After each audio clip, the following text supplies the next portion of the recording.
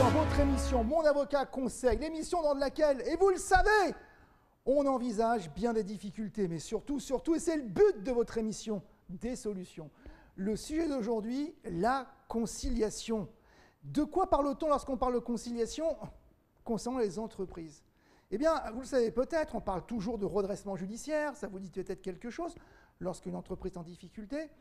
Parfois de sauvegarde, ça vous dit peut-être quelque chose aussi, lorsqu'une entreprise est un petit peu moins en difficulté, voire en liquidation judiciaire, mais on entend rarement parler de conciliation.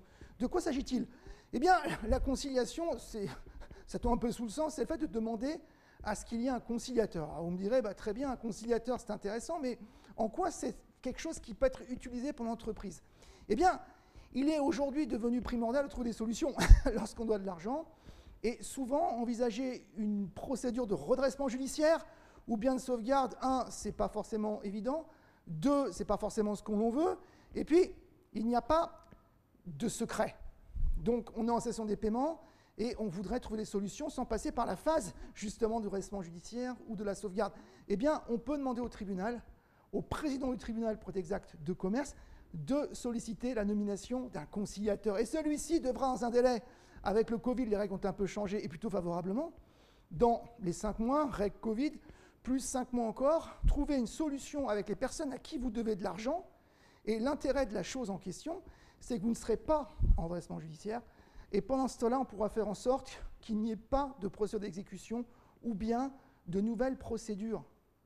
Et oui, je l'ai bien dit. C'est-à-dire qu'aujourd'hui, vous êtes dans une situation où vous devez de l'argent, vous n'avez pas envie d'aller en redressement judiciaire, vous n'êtes pas en état de cessation des paiements, eh bien, il faut nommer un conciliateur. Dans ces cas-là, on fait une demande au tribunal mixte de commerce président. On demande donc à ce conciliateur de trouver une solution. C'est son objectif, trouver une solution avec les personnes à qui vous devez. Ces dernières pourront se voir imposer, alors il y a 2-3 petites subtilités, de ne pas envisager de procès d'exécution et de ne pas envisager de nouvelles procédures à votre encontre. Et le tour est joué. Avec en plus une possibilité de secret. Parce que, et c'est important, le problème qu'on a souvent avec les procédures, par exemple sauvegarde ou redressement judiciaire, c'est qu'elles ne sont pas secrètes. Et c'est vrai qu'au-delà même de ne pas le vouloir, eh bien, c'est toujours très délicat d'être en redressement judiciaire. Ça n'est pas toujours bien, même si parfois c'est indispensable.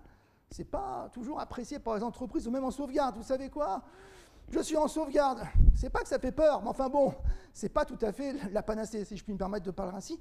Alors que la conciliation, le fait de nommer un conciliateur, d'abord, ça ne fait pas tout à fait peur à quiconque, mais surtout c'est secret. C'est secret. Et pourtant, jusqu'à maintenant, il n'y a pas beaucoup de procédures de conciliation. Et pourtant, avec le Covid, il y a eu justement des mesures très précises qui ont favorisé, alors je ne donne pas de détails, il ne fallait pas être en cessation des paiements. Aujourd'hui, on peut l'être dès lors que c'est récent, moins de 45 jours, incroyable. Là où je devais éventuellement envisager une procédure de redressement judiciaire, je peux, parce que c'est récent, envisager de nommer un conciliateur, incroyable. Et en plus, je peux avoir pratiquement les mêmes avantages, et c'est secret. Et puis, le but du jeu, c'est d'avoir un accord. Donc vous me direz, s'il n'y a pas d'accord, on fait comment? En principe, on ne peut pas envisager tout de suite une nouvelle procédure de conciliation. Mais avec la loi Covid, c'est possible. Et puis si vraiment ça ne marche pas, eh bien on pourra toujours envisager une procédure de redressement judiciaire, par exemple, ou de sauvegarde. Donc cet instrument, la conciliation, vous devez, entreprise, si vous avez des difficultés concernant le paiement d'une dette, par exemple, et ça arrive souvent, un loyer, une banque, je ne sais pas, un fournisseur particulier, envisagez cette procédure en voyant votre avocat. Ainsi s'achève votre émission, Mon avocat conseil, l'émission, et vous le savez déjà, où on envisage certes bien des difficultés, car des problématiques, il y en a toujours, mais surtout, des solutions.